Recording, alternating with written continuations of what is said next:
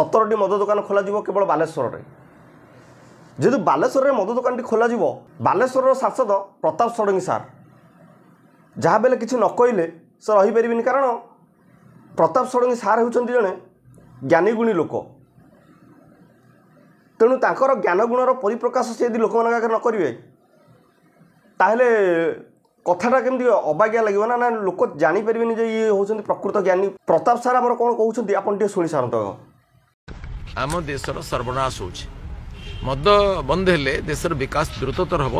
कारण मद कारण निशा कारण आमर एक्सीडेंट अधिका हो निशा कारण पारिवारिक गंडगोल बहुत हो मर्डर भी हो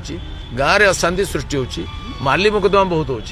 अनेक लोग अकाल मरुवर आम झील भौणी मैंने विधवा शीघ्र हो जाती फल परिवार उद्ध्वस्त हो जाऊँगी